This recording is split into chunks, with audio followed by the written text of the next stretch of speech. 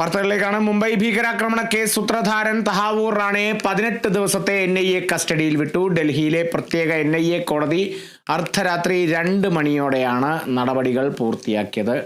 കാർത്തു ആറാണ് വിവരങ്ങളുമായി ചേരുന്നത്. കാർത്തു, 20 ദിവസത്തെ കസ്റ്റഡി അപേക്ഷയാണ് നൽകിയത്. എന്നാൽ അത് 18 ദിവസമാക്കി നടപടികൾ പൂർത്തിയാക്കിയിരിക്കുന്നു. ഇനിയും നിരവധി കാര്യങ്ങളിൽ വ്യക്തത വരാനുണ്ട്. എന്നിരുന്നാലും രഹസ്യ സ്വഭാവമുള്ളൊരു കേസ് കൂടിയാണ്. കാരണം കഴിഞ്ഞ ദിവസം ഈ തഹാവൂർ റാണയെ ഇന്ത്യയിൽ എത്തിച്ചതിനെ സംബന്ധിച്ച് ഒരു ഘട്ടത്തിൽ പോലും നമുക്ക് ഔദ്യോഗികമായി വിവരങ്ങൾ ലഭിച്ചിരുന്നില്ല. പിന്നീടാണ് NIA ചിത്രമടക്കം പുറത്തുവിടുന്നൊരു സാഹചര്യം ഉണ്ടായത്. തുടർന്ന് മുന്നോട്ടുള്ള നടപടികളുമൊക്കെ രഹസ്യാത്മകം തന്നെ ആയിരിക്കും, അല്ലേ?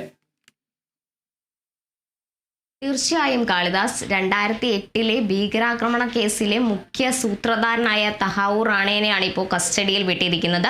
റാണയെ NIA ആസ്ഥാനത്തേക്ക് എത്തിച്ചതിന് ശേഷം പ്രത്യേക സെല്ലിലേക്ക് ഇപ്പോൾ മാറ്റിയിരിക്കുകയാണ്. പുലർച്ചെ വരെ നീണ്ട വാദപ്രതിവാദങ്ങൾക്കൊടുവിലാണ് റാണയെ 18 ദിവസത്തെ കസ്റ്റഡിയിലേക്ക് കോടതി അനുവദിച്ചിരിക്കുന്നത്.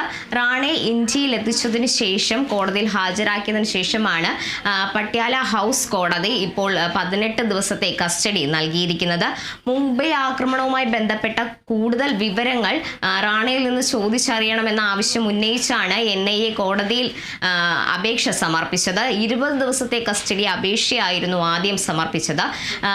ഇതിന്റെ മുഖ്യ സൂത്രധാരനും കേസിലെ 1-ാം പ്രതിയുമായ ഡേവിഡ് കോൾമൺ ഹെഡ്ലിയുമായിട്ട് റാണ ഇതിനു മുമ്പ് ഇന്ത്യയിൽ എത്തുന്നതിന് മുമ്പ് ചർച്ചകൾ നടത്തിയിരുന്നുവെന്നും ഇതുമായി ബന്ധപ്പെട്ട് കൂടുതൽ കാര്യങ്ങൾ ചോദിച്ചറിയേണ്ടതിന്റെ ആവശ്യകത ചൂണ്ടിക്കാട്ടിയാണ് NIA കോടതിയിൽ അപേക്ഷ സമർപ്പിച്ചതും 20 ദിവസത്തെ കസ്റ്റഡി ആവശ്യപ്പെട്ടതും.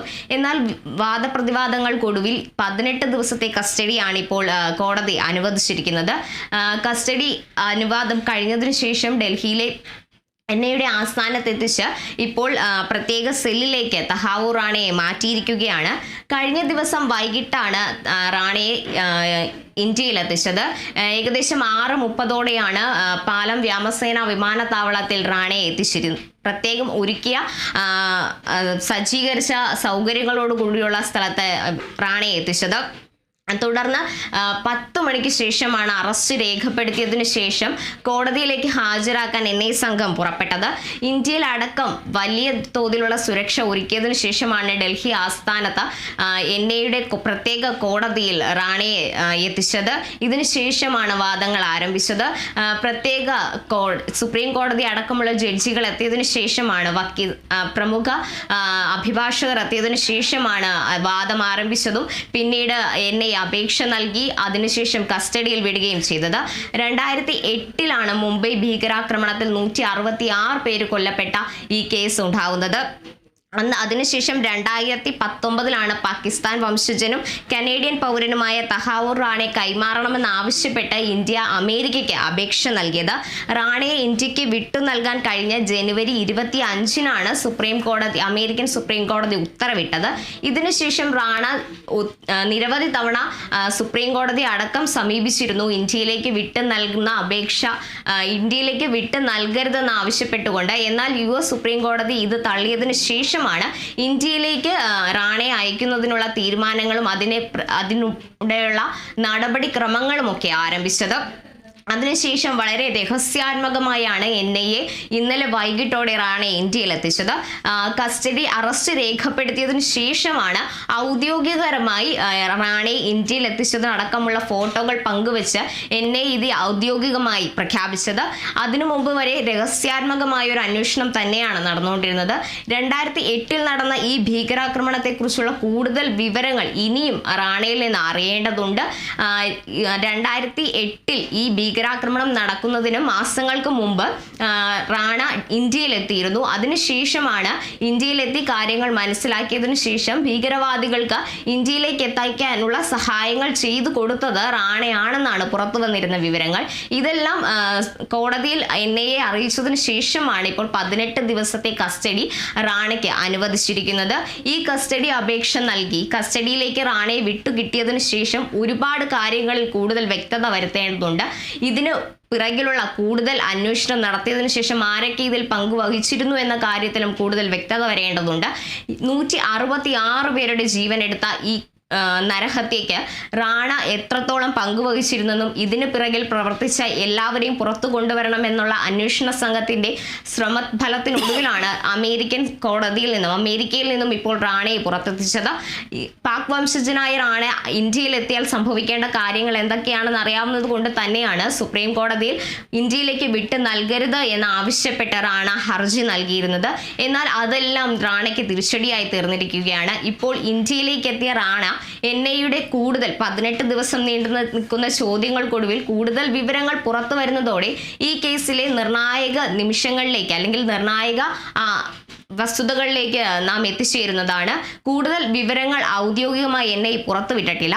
വരും ദിവസങ്ങളിൽ ചോദ്യം ചെയ്യൽ കഴിഞ്ഞതിന് ശേഷം NIA ഇതുമായി ബന്ധപ്പെട്ട കൂടുതൽ വിവരങ്ങൾ ഔദ്യോഗികമായി അറിയിക്കുക തന്നെ ചെയ്യുമെന്നാണ് പ്രതീക്ഷിക്കുന്നത്. കാളിദാസ്, കർത്തു, ഈ 3 ഉപാധികളാണ് അമേരിക്ക ഈ തഹാവൂർ റാണയുടെ കൈമാറ്റത്തെ സംബന്ധിച്ച് മുന്നോട്ട് വെച്ചത്. അതിൽ പ്രധാനം തഹാവൂർ റാണയ്ക്ക് കൃത്യമായ സുരക്ഷ നൽകണം, രണ്ടാമത് കൃത്യമായ ജയിൽ സൗകര്യം നൽകണം, അതോടൊപ്പം തന്നെ തഹാവൂർ റാണയ്ക്ക് കൃത്യമായ നിയമപരിരക്ഷ ലഭിക്കണം ഇന്ത്യയിൽ എന്നുള്ളതാണ്. ഇതെല്ലാം അംഗീകരിച്ച ശേഷമാണ് പിന്നീട് അമേരിക്ക തഹാവൂർ റാണയെ കൈമാറുന്നത് സംബന്ധിച്ച നടപടികളൊക്കെ പൂർത്തീകരിച്ചത്. എന്നിരുന്നാലും ഈ 3 ഉപാധികളെ സംബന്ധിച്ചുള്ള നടപടികൾ കൃത്യമാണോ നിലവിലെ സാഹചര്യത്തിൽ? കസ്റ്റഡി അപേക്ഷ നൽകി പട്ടാലെ ഹൗസ് കോടതി നൽകിയതിനു ശേഷം NIA ആസ്ഥാനത്തെ സെല്ലിലേക്ക് മാറ്റിയിരിക്കുന്ന റാണയ്ക്ക് പ്രത്യേക സുരക്ഷാ ക്രമീകരണങ്ങളോടെയാണ് സെൽ ഒരുക്കിയിരിക്കുന്നത്. 18 ദിവസത്തെ കസ്റ്റഡി കാലാവധിക്ക് ശേഷം കോടതിയിൽ ഹാജരാക്കിയതിനു ശേഷവും പ്രത്യേക ജയിലിലേക്കായിരിക്കും അല്ലെങ്കിൽ പ്രത്യേക സെല്ലുള്ള ജയിലിലേക്കായിരിക്കും റാണയെ മാറ്റുന്നത്. കൃത്യമായ സുരക്ഷാ സൗകര്യങ്ങളോട് കൂടിയാണ് ഇതുവരെയുള്ള കാര്യങ്ങൾ NIA മുന്നോട്ട് കൊണ്ടുപോയിരിക്കുന്നത്. അമേരിക്കയുടെ ആവശ്യപ്രകാരം ഈ 3 ഘടകങ്ങളും മാനിച്ചാണ് NIA റാണയെ കോടതിയിൽ ഹാജരാക്കി കസ്റ്റഡിയിൽ വാങ്ങിയിരിക്കുന്നത്. ഇതുവരെ എല്ലാ കാര്യങ്ങളും രഹസ്യാത്മകതയോടെ കൊണ്ടുപോയ NIA കൃത്യമായ സുരക്ഷയാണ് ഈ കാര്യത്തിൽ ഡൽഹിയിൽ അടക്കം ഏർപ്പെടുത്തിയിരുന്നത്. ഇന്നലെ രാത്രിയോടെ ഹൗസ് കോടതിയിൽ എത്തിച്ച റാണയെ കൃത്യമായ സുരക്ഷാ സംവിധാനങ്ങളോടുകൂടി തന്നെയാണ് കോടതിയിൽ എത്തിച്ചിരുന്നത്. തുടർന്ന് NIA ആസ്ഥാനത്തെ പ്രത്യേക സെല്ലിലേക്ക് മാറ്റിയതും ഇത്രയും സുരക്ഷാ ക്രമീകരണങ്ങൾ ഒരുക്കി തന്നെയായിരുന്നു. ഇനിയും അങ്ങോട്ട് അതേ നടപടികൾ തന്നെയായിരിക്കും ഉണ്ടാവുക. പ്രത്യേക സെല്ലിൽ 24 മണിക്കൂറും CCTV ദൃശ്യങ്ങളുടെ അല്ലെങ്കിൽ CCTVയുടെ എല്ലാം സുരക്ഷയോട് തന്നെയാണ് റാണയെ പാർപ്പിച്ചിരിക്കുന്നത്. കർത്തു, മറ്റൊരു കാര്യം കൂടിയുണ്ട്. ഇനി അങ്ങോട്ട് 18 ദിവസം NIAയുടെ കസ്റ്റഡിയിലാണ് തഹാവൂർ റാണ. എന്തായാലും വലിയ രീതിയിൽ കടുത്ത ചോദ്യം ചെയ്യലിന് വിധേയനാകേണ്ടി വരും.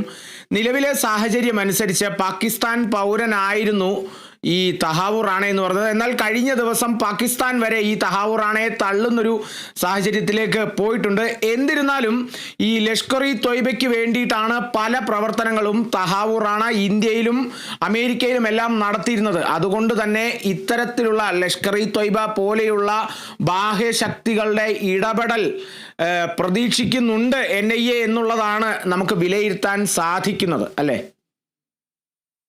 പാകിസ്ഥാനിൽ നിന്നും ഒരു നടപടി അല്ലെങ്കിൽ ഇത്രയും സുരക്ഷാ സംവിധാനങ്ങളോടെ ഈ നടപടിക്രമങ്ങൾ പൂർത്തിയാക്കുന്നതിന് പിന്നിൽ അത് തന്നെയാണ് കാരണം. പാകിസ്ഥാൻ ഇതിനെ എതിർത്ത് സംസാരിച്ചിരുന്നെങ്കിലും ഈ വാദങ്ങൾ തള്ളിയിരുന്നെങ്കിലും ഇതുമായി ബന്ധപ്പെട്ട കാരണങ്ങൾ കൂടുതൽ സുരക്ഷ ആവശ്യമാണെന്നുള്ള ബോധ്യമുള്ളത് കൊണ്ട് തന്നെയാണ് NIA ഇത്രയും സുരക്ഷാ ക്രമീകരണങ്ങളോടുകൂടിയുള്ള നടപടി സ്വീകരിച്ചത്. അമേരിക്കയിൽ നിന്നും യാത്ര തിരിച്ച വിമാനം പാലം വ്യോമസേന വിമാനത്താവളത്തിലെത്തി 10 മണിയോടെ അറസ്റ്റ് രേഖപ്പെടുത്തിയതിനു ശേഷം തന്നെയാണ് NIA ഇത് ഔദ്യോഗികമായി പുറത്തുവിട്ടത്. അതുവരെ നമുക്ക് ലഭിച്ചിരുന്ന വിവരങ്ങൾ പലതും വ്യക്തമായിരുന്നില്ല. 10 മണിക്ക് അറസ്റ്റ് രേഖപ്പെടുത്തി NIA ആദ്യ ചിത്രം പങ്കുവയ്ക്കുമ്പോഴാണ് കേസിൽ ഇത്രയും നിർണായകമായ വിവരങ്ങൾ ഔദ്യോഗികമായി NIA പങ്കുവച്ചതിന് ശേഷമാണ് കൃത്യമായ വിവരങ്ങൾ നമ്മളിലേക്ക് എത്തുന്നത്.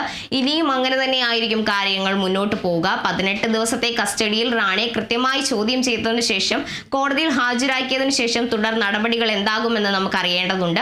ഈ വാദം പൂർത്തിയായി സ്പെഷ്യൽ ആസ്ഥാനത്തേക്ക് മാറ്റിയതിനു ശേഷം സ്പെഷ്യൽ സെല്ലിലേക്ക് ആക്കിയ റാണയെ കൂടുതൽ ചോദ്യം ചെയ്തതിനു ശേഷം ഔദ്യോഗിക വിവരങ്ങൾ NIA പുറത്തുവിടുമെന്ന് തന്നെയാണ് നമ്മുടെ പ്രതീക്ഷ.